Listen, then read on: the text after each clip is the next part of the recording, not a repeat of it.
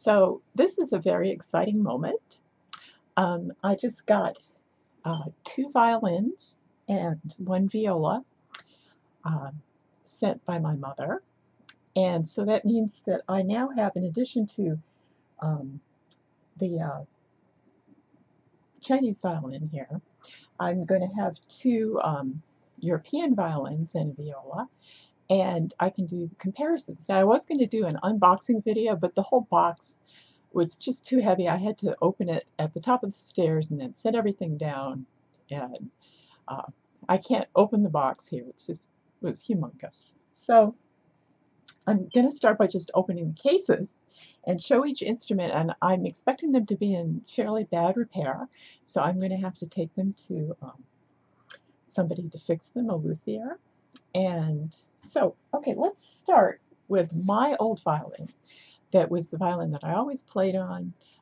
It's a lady size German maker violin made sometime like during the 1950s.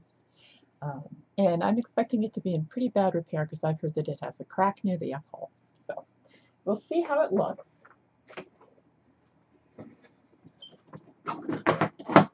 Let's see here. Okay, this is the old case. You'll see that it has a North Carolina School of the Arts sticker on it, where I used to go to school way, way, way back in the early to mid-70s. So I was not a violin major. I just had a violin, which I sometimes tried to play, but I was a flute major, not a violin major. Okay, this case looks very familiar. Now there's something funny up here. I don't know what that is. Oh, maybe that's some device on the bow to measure where you go on the bow. I bet that's what it is, because my mother said she had allowed a student to use this violin for a while, and that's probably where it sustained these damages. But she also said the bow needs to be repaired quite badly. Oh my goodness, yes, the bow does need to be repaired. I don't know if you can see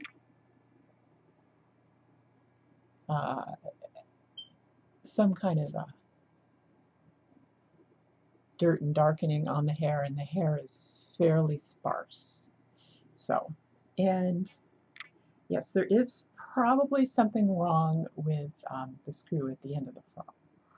Okay, so this other bow, I'm not really sure what's with this bow, but it's got this thing on it. You know, maybe an educational tool that I hadn't heard of. I mean, I've heard of you work in the lower half, work in the middle, work in the upper half, but this looks like it's measuring it out by centimeters or something. This funny little stick-on. Okay, so what's going on with this bow? Well, this bow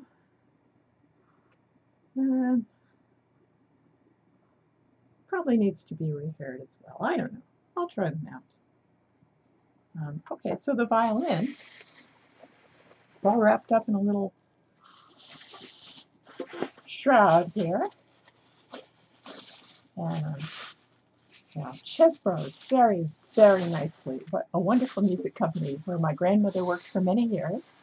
On the very top floor in this hot little office doing clerical work. She worked for them. They were very kind, and they did all the packing for my mother, these violins. Okay, this is my old violin, looking somewhat browner than or more yellowish. I remembered it as being a more orange color, but here's its cute back. Now this is like a single piece of knotty maple. So it's really a very cute back on this violin. And this is the front. And let me see if I can show where the crack is. Okay. Okay, I see the crack. It's not large. I don't think it's going to be hard to fix that crack. The crack is right here. Don't know if you can see it, but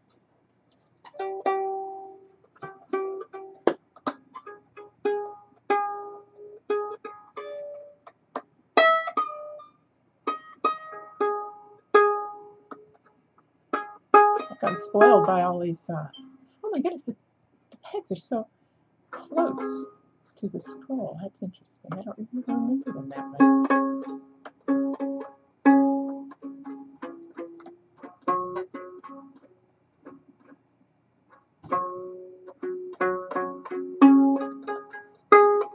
I've gotten spoiled by those fine tuners. There's a fine tuner on every string of the violin that I'm calling Feng Hua currently. This violin I call Rondo. This violin has been Rondo for many years. I think I got Rondo probably when I was about 10. Now, I never had a 3/4 violin. I went straight, as I recall, from a half size to this lady size, and then the lady size remained my violin ever after that. So.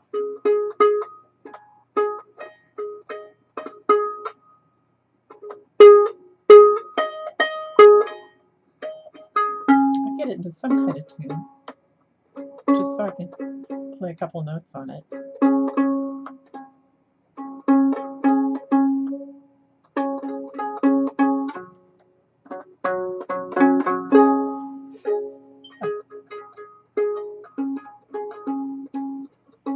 This sounds very false.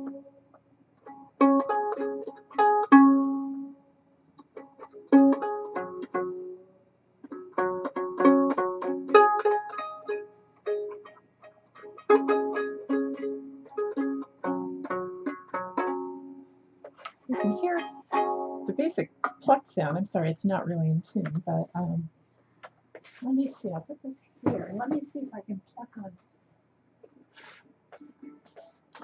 Oh, I see. Now I've got this tuned up to a real A, but my lowered pitch from aging, if I've heard, has something to do with the cochlea of my inner ear or something. So this is all high compared to that. Oh, I have the practice mute on too. So here's a plucked note on the Chinese violin, Mendini 650. Okay, and then plucked notes. Let me tune Rondo up to that point. Oh, there's the phone. So here's the plucked sound of this German violin, which I call Rondo.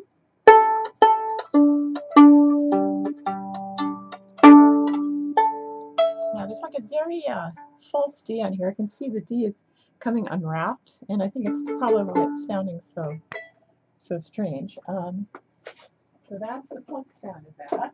And here's the plucked sound of the Chinese violin.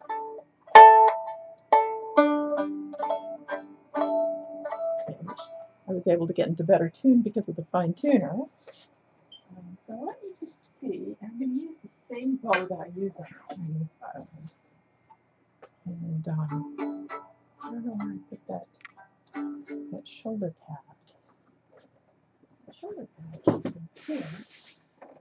I don't know where it is, but anyway, I'll fake it for a minute. Okay, oh, that feels very small and very light compared to the Chinese violin.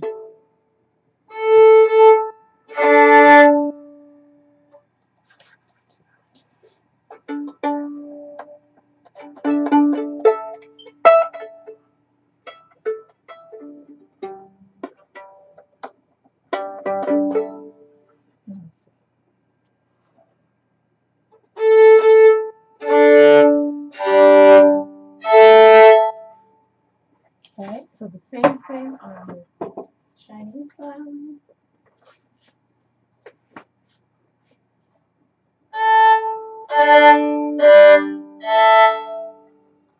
Okay.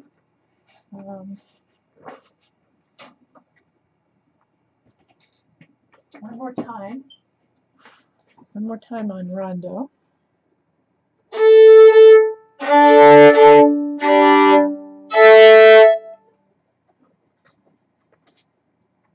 Okay, now, next, I believe this is another violin that we had while I was growing up. I don't think this is the viola. This is not the case that I recall, but possibly this.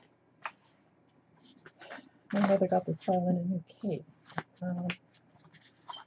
let me see if it is indeed that same violin. Oh my goodness, I certainly have a lot of bows.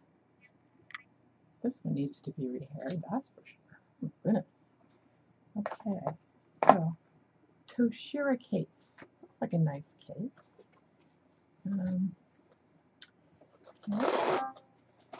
Let's see how this violin is doing. This is also a violin that's been around my home for many, many years. A violin of mistaken identities. But let's just have a look at it. Okay. So, here we have a violin that I'm calling the Scarab. Okay. For reasons known only to myself. It's the Scarab. Scarabeel. Let's see how it's doing.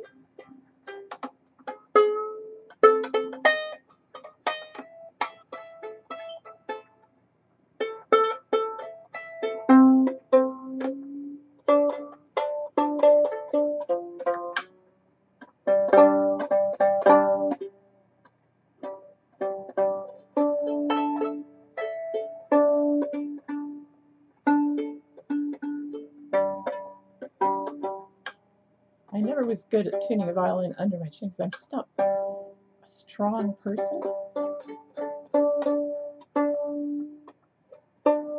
It's weak muscles, so when I try to turn the pegs and push them in at the same time under my chin, it doesn't work very well. Okay, that's not perfectly in tune either, but I just want to, again, using this fiberglass bow, which I've kind of come to like, Fiddlerman's fiberglass bow. Okay, so this would be the violin that it's also a European violin, possibly made somewhere between, I would say 1900 and 1950. Okay, probably Italian.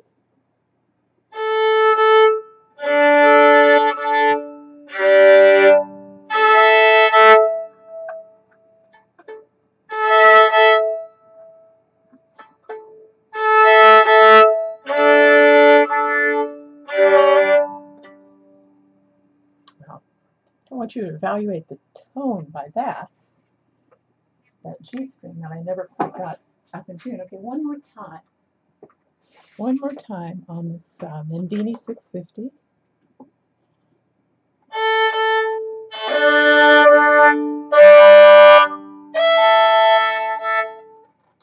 So what I'm hearing so far is a tinnier sound on that, but I could be mistaken. Let me just try the Scarab again.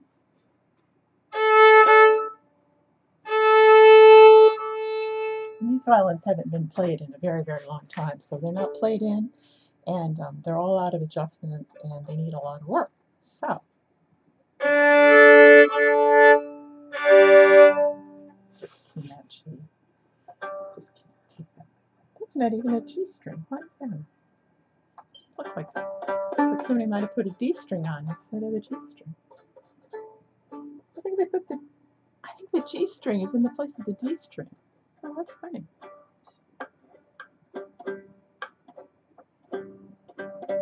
I don't know who's been using these, but nobody should be using this one. Maybe they just put something on there so there'd be something there.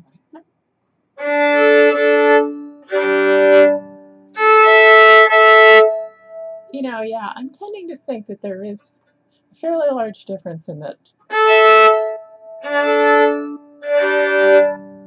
But despite my love for Rondo, this is probably the better violin. Okay, so that was interesting. At least to me it was interesting. And I wanted to document my experience because it was so exciting getting these today. I'm not going to take the viola out right now because it'll just make the whole thing too long and too weird. And it's only like a little student viola anyway. So, okay, next step, to take these to be repaired. And keep practicing and see if I can continue to get back in shape and then make some gains upon that. Okay, thank you for watching. Bye-bye.